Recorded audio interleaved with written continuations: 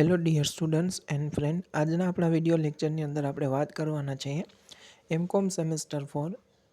એમાં subject number 1 આવે છે ઓર્ગેનાઇઝેશન બિહેવિયર, વ્યવસ્થાકીય વર્તણૂક. એમાં યુનિટ નંબર 4. યુનિટ નંબર 4 છે તમારે એક્ઝામની અંદર 15 માર્કનું રહેશે. યુનિટ નંબર 4નું નામ છે ઇંગ્લિશમાં new reality in the field of organisational behaviour, વ્યવસ્થાકીય વર્તણૂકના ક્ષેત્રમાં નવી વાસ્તવિકતાઓ. એમાં ક્વેશ્ચન નંબર 1 આવે છે, એ આપણે જોઈએ. કર્મચારી સશક્તિકરણના માર્ગો જણાવો. Explain the way of employee empowerment. કર્મચારીને આપણે કેવી રીતના સશક્તિકરણ આપી શકીએ, એના રસ્તાઓ શું છે, એના વિશે આપણે જોવાનું છે. તો એના જવાબમાં કર્મચારી સશક્તિકરણના માર્ગોને કર્મચારી સશક્તિકરણની રીત પણ કહેવામાં આવે છે. એક આ વસ્તુ તમારે ખાસ યાદ રાખવાની, માર્ગો બી કઈ છે અને રીત બી કઈ છે. માર્ગો એટલે વે, રસ્તાઓ, રીત એટલે મેથડ, પદ્ધતિઓ બી કહેવામાં આવે છે. એમાં કયા કયા મુદ્દાઓનો સમાવેશ થાય? તો એમાં આવે છે સ્પષ્ટ સંદેશાવ્યવહાર. તમારે કર્મચારી રિલેટેડ કોઈ બી એમ્પાવરમેન્ટ, સશક્તિકરણ કરવું હોય, બરાબર, તો તમારે શું તો કે સ્પષ્ટ રીતે સંદેશાવ્યવહાર કરવા, માહિતીની આપ-લે કરવી. અને ઇંગ્લિશમાં કહેવામાં આવે છે ક્લિયરલી કોમ્યુનિકેશન અપનાવવું. બીજું છે કૌશલ્યમાં વિકાસ કરવો. જે સ્કિલ હોય એમાં શું કરવાનું, ડેવલપમેન્ટ થાય એવા બધા પ્રોગ્રામ છે, સેમિનાર છે, એનું આયોજન કરવાનું. થર્ડ નંબરમાં આવે છે નિર્ણય લેવામાં સ્વાયત્તતા.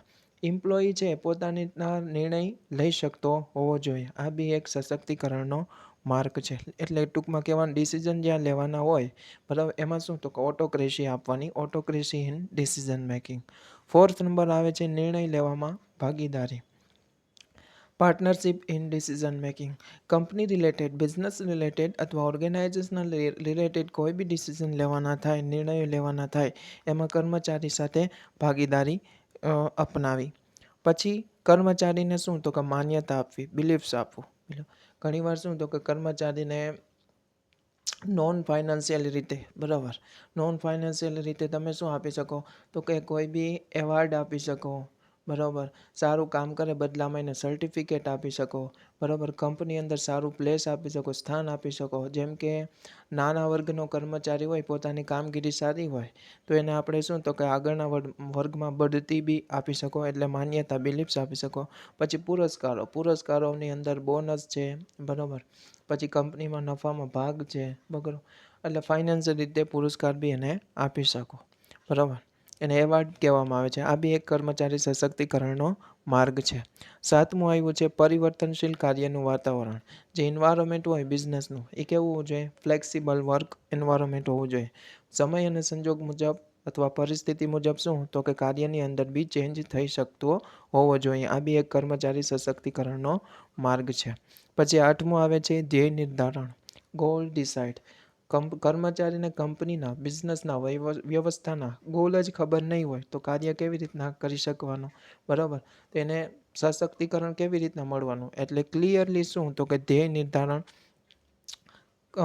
ગોલ ડિસાઇડ કરી દીધેલો હોવો જોઈએ. પછી નવમું આવે છે સર્વસમાવેશક નિર્ણય, all inclusion in a decision.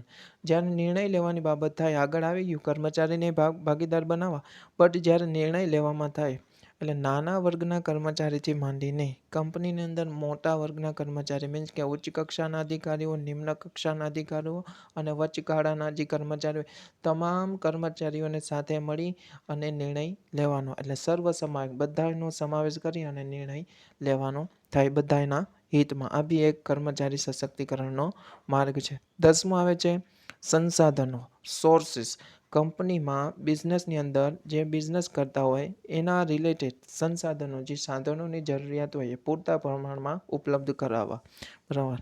અને 11મું આવે છે સમર્થન, સપોર્ટ આપવો. જે સારું વર્ક કરે, બરાબર, ભવિષ્યની અંદર એનાથી બી વધારે વર્ક સારું કરી શકે, એના માટે આપણે સપોર્ટ, પ્રોત્સાહન આપવું જોઈએ. આ બી હતું એક કર્મચારી સશક્તિકરણનો માર્ગ, રીત. Thank you.